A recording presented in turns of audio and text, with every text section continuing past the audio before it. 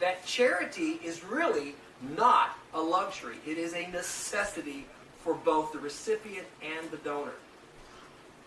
The recipient needs the money, and the donor needs to give it. If we want to survive this recession, we need to survive together. We must provide for the poor.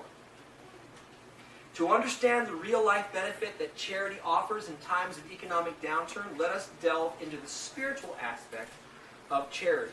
Okay, now, if you don't know Hebrew letters, and I don't have a board to show you, but I'm going to talk to you about what the letters represent, because that's what he's going into, okay? The Hebrew letter Gimel, Dalet, and Hey tell a tale of charity. This is beautiful.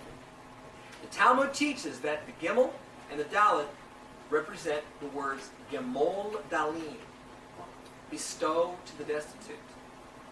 The form of the Gimel is that of a straight vertical line with a foreleg extending forward and downward in a walking pattern, and it's moving towards the Dalets. Okay? The extended foreleg indicates a willingness to connect with and invest in the Dalet. Now, the form of the Dalet is that of a person that's bent deeply at the waist.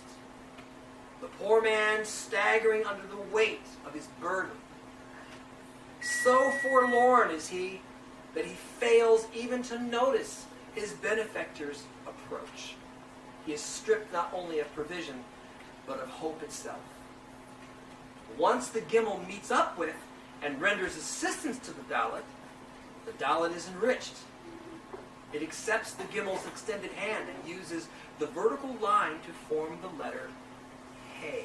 Because when you take a Dalet and you add that little line inside of it, you have the letter Hey. Okay? All right.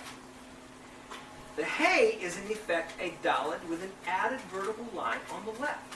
The Hey stands with confidence on two full legs, no longer bent over, no longer burdened.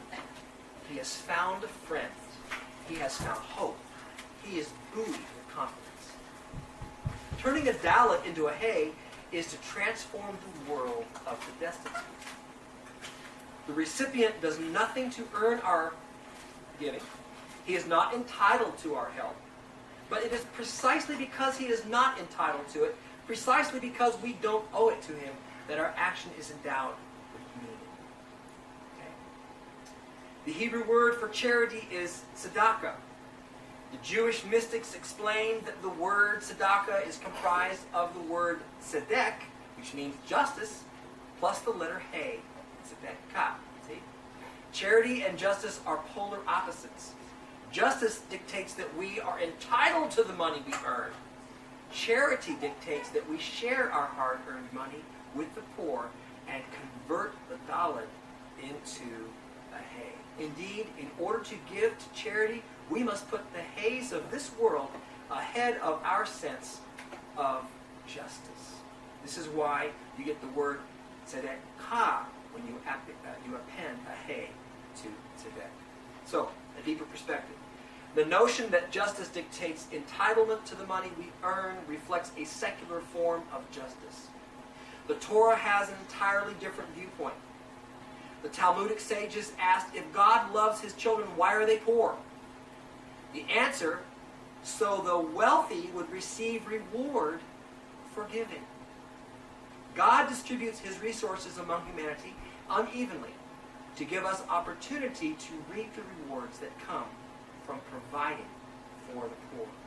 When we find ourselves with extra money, we must remember that it is not ours to keep. It was given to us to distribute to the poor. It belongs to them. To donate it is just, and to keep it is theft. I'll stop there. So anyway, I heard this teaching. It's a meme, actually. It's not even a teaching that goes out there. And you know, people put these things out. They don't really study to know what they're saying. They don't even know what the full ramifications of what they're putting out there. They just think it sounds neat. You know, and like I said, they may have been abused with the abuse of power, which we all know in the church. And so they put out there that tithing is not for today. But that's exactly what Satan wants the body to stop doing.